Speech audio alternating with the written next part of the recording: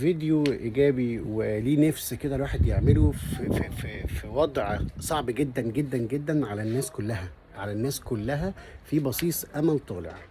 الفيديو ده انا عامله عشان اقول ان احنا طلعنا جامدين قوي يا جماعه. احنا طلعنا جامدين قوي قوي قوي. طول عمرنا بقالنا سنين بنبص لنفسنا ان احنا شعوب ملهاش لازمه، وان العالم دايس عليك، وان انت محدش مستعنيك ولا معبرك ولا اي حاجه. بينما احنا في اقل من شهر غيرنا موازين شركات. بمعنى هفهمك، موضوع المقاطعة بتاع المنتجات التي تدعم الكيان المحتل الزفت. تمام. في شركات كبيرة جدا جدا جدا وصلت ان هي نزلت اسعار منتجاتها على الرفوف لأقل من النص، والناس في الكومنتات كاتبة اقسم بالله لو بالماينس ما هنشتريكم. في فرنشايزز كاملة قفلت في مصر، ومش قصة بس قفلت واكتشفنا ان ليها بديل محلي مصري.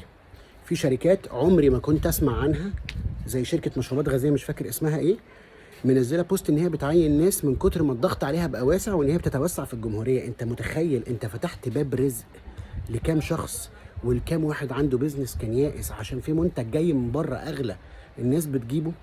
خلي بالك عندنا كلنا كونسيرن صغير كده ان المنتج المحلي طعمه وحش، وفعلا في منتجات محليه طعمها يقرف.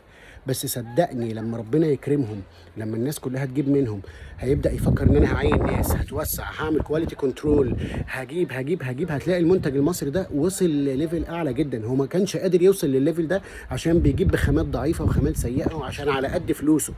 انت فتحت له باب رزق فهيتحسن، والله هيوصل في يوم من الايام ان هو يبقى احلى من المنتج اللي جاي من بره. عايز مثال على ده؟ اسمع كده عن فراخ البيك بتاعت السعوديه. مفيش مصري راح السعوديه الا ويعرف عن دجاج البيك، مع ان هناك في كنتاكي وفي مش عارف ايه وايه. ليه البيك احسن واحد؟ عشان الناس كلها بتجيب منه فبقى احسن كواليتي. هو ايه اللي بيخلي براند احسن كواليتي؟ ان الناس بتجيب منه، ان معاه فلوس، ان هو عايز يطور.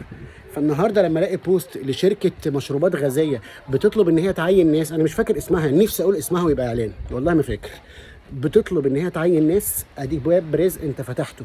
بتقول لك هنتوسع في المحافظات، فانت فتحت ابواب رزق في محافظات مختلفه. وفي نفس الوقت الشركتين اللي موجودين حالهم وقف، فانت وقفت حال حد بيدعم الكيان الزفت، وعرفته ان انا عندي وجهة نظر وان انا لا، مش موافق اجيب منك. وبدأ يخسر لان انت قوة شرائية. خلي بالكم احنا شعب مش منتج للاسف، احنا شعب استهلاكي جدا. فلما نقول لا على حاجة صدقني انت مش متخيل انت بتقدره قد ايه. الميدل ايست هديك مثال تاني. في براند معروف جدا بتاع مشروبات غازية عامل كنزاية كاستمايزد لمطعم في السعودية مخصوص علشان بس الناس بتشتري منه كتير. فهو مقدر وعارف قد ايه انت قوة شرائية مهمة، وقد ايه انت ده انا، لا ده انا اعمل له كنزاية مخصوص عشانه. فصدقني انت ماشي صح، انت ماشي صح قوي. والبراندات الكبيرة فاضل لها تيجي تبوس ايدك. فاللي انت بتعمله بتدعم المنتج المحلي، بتوفر فرص عمل، بتخسر ناس بتدي فلوس للناس اللي بره، وبتبدا تشم نفسك ان بجد تلاقي الناس قاعده. طب ما ننتج، طب ما لقيناهم قطعوا النسكافيه مثلا، طب ما نعمل نسكافيه، قطعوا مش عارف ايه، ما نعمل كذا. فكره ان انت تبقى عندك منتجاتك المحليه، كل حاجه هتنعكس عليها، مش بس المنتج في كل حاجه. ليه؟ لان المنتج المحلي فلوسه من جوه. يعني اتكلم اي حد بتاع اقتصاد هيقول لك المنتج المحلي فلوسه بتلف جوه البلد.